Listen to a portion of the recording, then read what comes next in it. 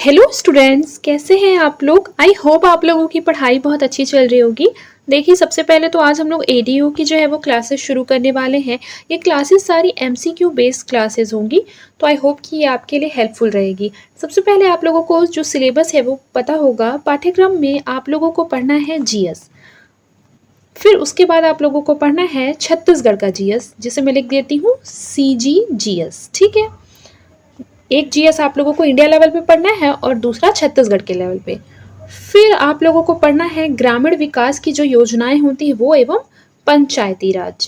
ये सारी चीज़ें एक में है और इसमें आप लोग बेसिकली आजीविका से संबंधित योजनाओं के बारे में पढ़ेंगे या फिर ग्रामीण विकास की जो अन्य योजना है उसके बारे में पढ़ेंगे।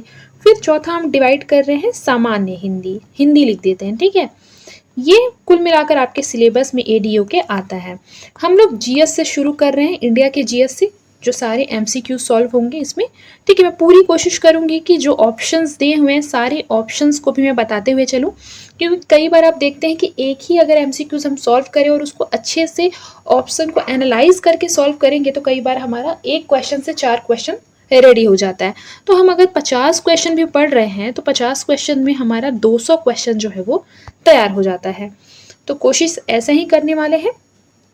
आई होप कि आपको आज का जो क्लास है वो अच्छा लगेगा। जैसा भी होगा आप लोग फीडबैक देना बिल्कुल भी मत भूलिएगा। तो चलिए ये शुरू करते हैं। देखिए, एक इम्पॉर्टेंट बात मैं आप लोगों को बता दूं कि आप लोगों के जो जीएस है, ठीक है, उसमें आप लोगों को पढ़ना है भारत का संविधान, भारत की राज व्यवस्था और भारतीय प्रशासनिक ढांचा। ये सारी चीज़ें जो है वो आप लोगों के जीएस के सिलेबस में है। तो चलिए ये शुरू करते हैं। मोस्ट इंपॉर्टेंट थिंग मैं आप लोगों को एक बात बता दूं कि जहां पर ऐसे लगेगा कि वन लाइनर चीज़ें हैं, ज़्यादा समझाने वाली चीज़ें नहीं है, क्योंकि मैं अभी CGPCS मेंस की क्लासेस ले रही हूँ, उसमें बेसिकली मैंने काफ़ी ज़्यादा डीप में और अच्छे से पढ़ाया है। तो अगर आप लोगों को बेसिक्स में दिक्कत है तो आप लोग वो क्लासेस देख सकते हैं, काफ़ी हेल्पफुल रहेगी। ठीक है, क्योंकि बहुत से बच्चे उसके लिए अच्छा फीडबैक दे रहे हैं, इसलिए मैं आप लोगों को सजेस्ट कर रही हूँ। और बाकी जो ऐसे नॉर्मल सी चीज़ें हैं वो वन लाइनर में ही मैं आप लोगों को पढ़ाऊंगी, उसके लिए ज़्यादा समझाने की ज़रूरत नहीं है। जैसे कि यहाँ पर देखिए कि एक चीज़ लिखा हुआ है कि भारत की संविधान सभा की प्रारूप समिति के जो अध्यक्ष हैं, प्रारूप यानी आप लोगों को पता होगा ड्राफ्ट कमेटी। ठीक है, तो ड्राफ्ट कमेटी के जो अध्यक्ष हैं वो कौन थे? Doctor BR Ambedkar. ये बात तो सबको पता है, इसमें समझाने जैसा कुछ भी नहीं है।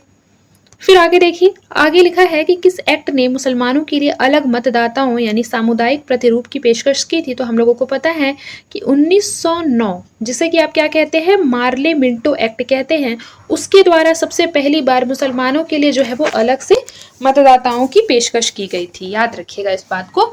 फिर देखिए क्या लिखा है, अगला लिखा है कि भारतीय नागरिकता जो है वो किसके द्वारा दी जाती है। बताइए, भारतीय नागरिकता किसके द्वारा दी जाती है? तो गृह मंत्रालय के द्वारा। Very good. मैं फिर से आप लोगों को एक बार और बता दे रही हूँ कि CGPCS मेंस की क्लासेस जो है वो पॉलिटी की, अगर आप लोग देख कर फिर ये MCQ सॉल्व करेंगे, बिलीव मी आपको सारे के सारे MCQs जो हैं वो बनेंगे। तो एक बार इस क्लासेस को देखना बिल्कुल मत भूलेगा, प्लेलिस्ट में डली हुई है। फिर देखिए, पहला क्वेश्चन से शुरू कर रहे हैं कि शासन की एकात्मक पद क्या लाभ है। अब देखिए, अगर आप लोगों ने CGPCS मेंस की जो क्लासेस है बेसिक्स वाली वो नहीं देखी है तो आप लोगों को यही नहीं पता रहेगा कि एकात्मक पद्धति होती क्या है शासन की। तो जब आप यही नहीं जानेंगे कि शासन की एकात्मक पद्धति क्या होती है तो आप लाभ कैसे जानेंगे।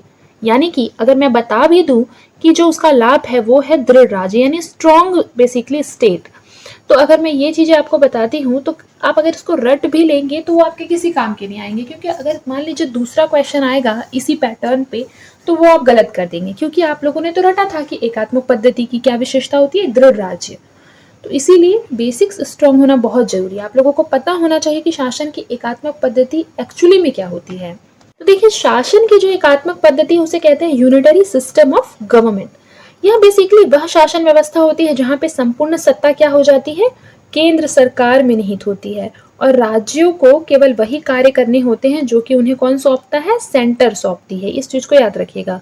तो इसमें बेसिकली क्या होता है, केंद्र सर्वोपरि होता है जो कि क्या करता है, राज्य को सुदृढ़ता प्रदान करता है। बिल्कुल वैसे जैसे मान लीजिए एक फैमिली में हमारे जो फादर का फिगर होता है वो क्या करते हैं, अपने बच्चों को सुदृढ़ता प्रदान करते हैं, उनको दृढ़ बनाते हैं। तो एकात्मक पद्धति का क्या लाभ हो जाता है, दृढ़ राज्य।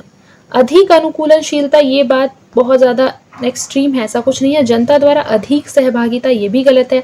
सत्तावाद की कम संभावनाएं, ये भी नहीं है, क्योंकि सत्तावाद तो हर जगह रहेगा, चाहे वो एकात्मक पद्धति हो या ना हो। तो करेक्ट आंसर हमारा हो जाएगा ऑप्शन नंबर बी। बहुत इंपॉर्टेंट क्वेश्चन है, याद रखिएगा। आगे देखिए, लिखा है किस देश का अलिखित संविधान है। बताइए किस देश का अलिखित संविधान है। तो याद रखिएगा, यूके का जो संविधान है वो अलिखित है, जबकि भारत का लिखित है, पाकिस्तान का भी लिखित संविधान है, यूएसए का भी लिखित संविधान है, याद रखिएगा। लेकिन जो ब्रिटेन है उसका संविधान अलिखित है, यानी कि लिखा हुआ नहीं है। यहाँ पर संसदीय परंपराओं के आधार पर शासन होता है। एक बात याद रखिएगा कि ये क्वेश्चन तो आपके माइंड में भी आता होगा कि जिस संविधान सभा के द्वारा भारत के संविधान का अधिनियमन किया गया उसके मेंबर कौन थे, यानी कि वह मेंबर जो थे क्या वो राजनीतिक दलों के द्वारा नामित थे, या फिर विभिन्न प्रांतों की विधानसभा के द्वारा निर्वाचित थे, या फिर लोगों के द्वारा सीधे निर्वाचित थे, या फिर गवर्नर जनरल के द्वारा नामित थे। तो गवर्नर जनरल ऐसा क्यों करेंगे, ये गलत हो गया, ठीक है। लोगों के द्वारा सीधे निर्वाचित नहीं, फिर राजनीतिक दलों के द्वारा भी सीधे नामित नहीं, विभिन्न प्रांतों की विधानसभाओं के द्वारा निर्वाचित मेंबर थे, याद रखिएगा इसको। ऑप्शन नंबर 20 का करेक्ट आंसर हो जाएगा और काफी ज्यादा इंपॉर्टेंट क्वेश्चन है। देखिए यहाँ पर कुछ इंपॉर्टेंट फैक्ट लिखा है, तुरंत कॉपी और पेन निकालकर इसको नोट कर लेंगे कि जिस संविधान सभा के द्वारा भारत के संविधान का जो है वो अधिनियमन किया गया था उसके सदस्य विभिन्न प्रांतों की विधानसभाओं के द्वारा निर्वाचित थे। कैबिनेट मिशन की जो संस्तुति है उस पर भारतीय संविधान का निर्माण करने वाली एक संविधान सभा का जो गठन है वो जुलाई 1949 में किया गया था, जिसके कुल सदस्यों की जो संख्या थी वो कितनी थी। कई बार वन डे का जितना भी एग्जाम है ना उसमें ये क्वेश्चन चाहे रेलवे हो, एसएससी हो, पीसीएस हो, किसी में भी पूछ लेता है कि संविधान सभा में कुल कितने मेंबर थे। तो संविधान सभा में बेसिकली कितने मेंबर थे, 389 मेंबर थे। फिर उसके बाद देखिए जिसमें से 292 सदस्य ब्रिटिश प्रांतों की विधानसभाओं से निर्वाचित थे, 4 सदस्य जो है वो चीफ कमिश्नर क्षेत्रों के प्रतिनिधि थे और 93 सदस्य जो है वो देशी रियासतों से थे। ये क्वेश्चन ऐसे भी पूछ लिया जाता है कि कितने सदस्य जो थे वो ब्रिटिश प्रांतों की विधानसभाओं से थे, कितने सदस्य जो थे वो चीफ कमिश्नर क्षेत्रों के प्रतिनिधि थे और कितने जो है वो रियासतों के प्रतिनिधि थे। ऐसे क्वेश्चन भी एसएससी में पूछ लिए जाते हैं, वन डे एग्जाम में पूछ लिए जाते हैं। तो एडीयू में भी ये क्वेश्चन आ सकता है कि 93 मेंबर जो थे वो रियासतों से थे, किसमें, संविधान सभा में। देखो फिर क्या लिखा है, भारत की अंतःकालीन संसद में कितने सदस्य थे। तो याद रखिए कि भारत की अंतःकालीन संसद में 296 सदस्य थे।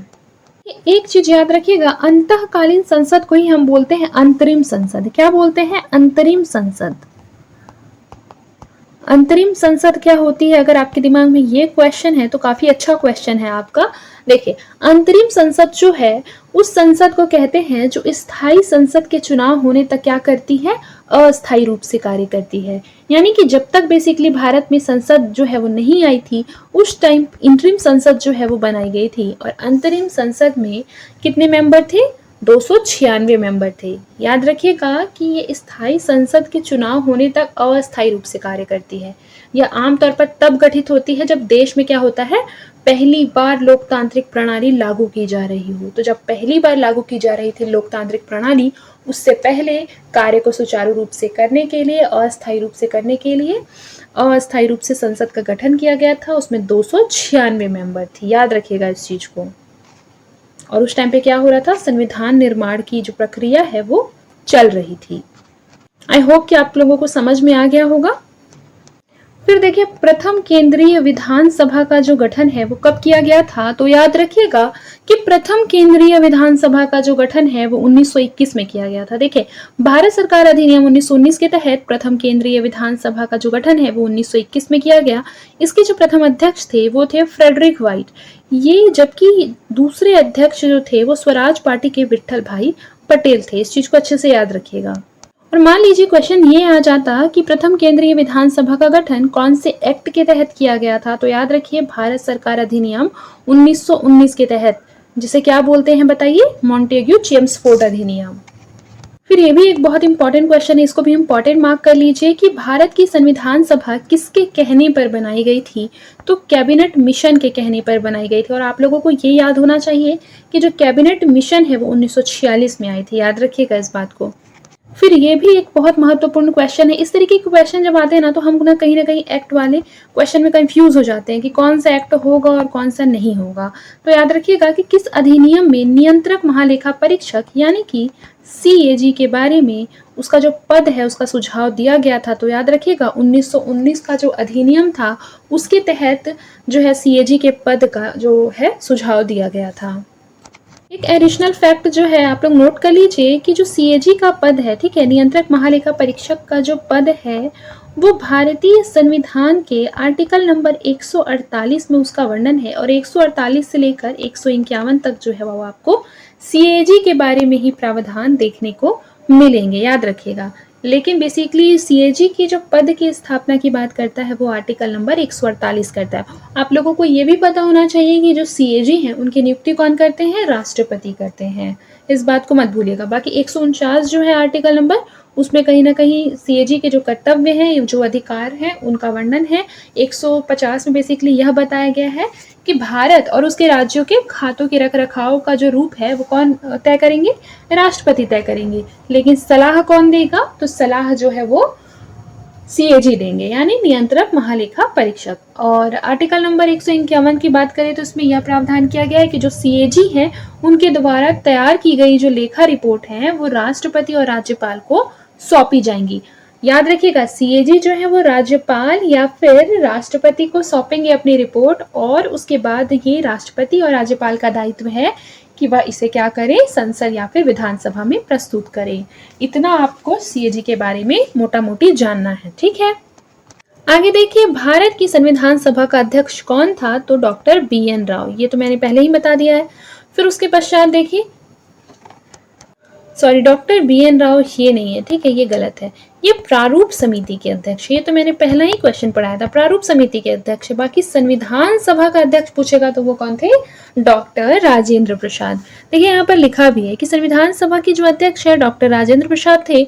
9 दिसंबर 1946 को संविधान सभा के द्वारा सच्चिदानंद सिन्हा को अस्थायी अध्यक्ष चुना गया था। ये क्वेश्चन तो 2024 में UPSC में पूछ दिया था। सोचिए, इतना छोटा क्वेश्चन और इतना एक तरीके से बोला जा सकता है बहुत इंपॉर्टेंट क्वेश्चन जो हमेशा हमारी आंखों के सामने रहता है, ऐसा क्वेश्चन भी पूछ लिया जाता है।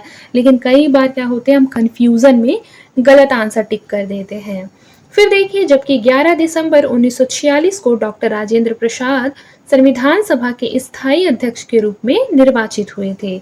याद रखिएगा, अस्थायी थे सच्चिदानंद सिन्हा और स्थायी अध्यक्ष के तौर पर डॉक्टर राजेंद्र प्रसाद को चुना गया था। एक को 9 दिसंबर को, यानी मात्र 2 दिन के लिए, और एक को 11 दिसंबर को। और आप लोगों को पता होगा कि डॉक्टर राजेंद्र प्रसाद जो है वो भारत के प्रथम राष्ट्रपति भी हुए थे। ये तो सेम वही क्वेश्चन है कि निम्नलिखित में से भारतीय संविधान सभा का अध्यक्ष कौन था? तो याद रखिएगा, डॉक्टर राजेंद्र प्रसाद। देखिए अगला क्वेश्चन क्या है? अगला क्वेश्चन है कि भारतीय संविधान केवल सरकार के लोकतांत्रिक रूप यानी कल्पना विचार नहीं करता, यानी कि बेसिकली बोला जाए लोकतांत्रिक रूप की कोई विचार या फिर कल्पना नहीं करता, बल्कि क्या करता है? एक लोकतांत्रिक समाज की भी कल्पना करता है, क्योंकि यह जो है इसकी विचारधारा से ओतप्रोत है। कौन कौन सी विचारधारा से ओतप्रोत है भारतीय संविधान? न्याय की विचारधारा से, स्वतंत्रता की विचारधारा से, समानता की, भाईचारा की, यानी कि ऑप्शन नंबर डी जो हो जाएगा ये इसका करेक्ट आंसर होगा। आगे देखिए, स्वतंत्रवाद किसका द्योतक है? तो याद रखिएगा, सामाजिक, राजनैतिक और आर्थिक पहलुओं की स्वतंत्रता का द्योतक है, उसे क्या बोलते हैं? स्वतंत्रवाद। आगे देखिए लिखा है, संविधान के अंतर्गत भारतीय लोकतंत्र के आदर्शों को हम कहाँ देख सकते हैं? तो याद रखिए, भारतीय लोकतंत्र के जो आदर्श हैं वह किसमें है? तो वह जो है आपके प्रियम्बल में है, प्रस्तावना में है, याद रखिएगा। आगे देखिए, संविधान की प्रस्तावना में भारत को निम्नलिखित में से किस रूप में घोषित किया गया है? तो याद रखिए, संविधान में साफ साफ इस बात का उल्लेख है कि भारत एक प्रभुता संपन्न एवं समाजवादी पंथ निरपेक्ष लोकतांत्रिक गणराज्य है, यानी ऑप्शन नंबर सी इसका करेक्ट आंसर है। यहाँ पर कुछ इंपॉर्टेंट फैक्ट लिखा गया है, उसको थोड़ा पढ़ लेते हैं ताकि ज़्यादा अच्छे से हमें जो है वो बहुत सारे क्वेश्चन हमारे तैयार हो सके। देखिए लिखा है 26 जनवरी 1950 को संविधान लागू होने के समय संविधान की प्रस्तावना में भारत को एक प्रभु सत्ता संपन्न समाजवादी पंथनिरपेक्ष लोकतंत्रात्मक गणराज्य घोषित किया गया है। ध्यातव्य है कि मूल संविधान की प्रस्तावना में समाजवादी पंथनिरपेक्ष एवं अखंडता शब्द नहीं थे।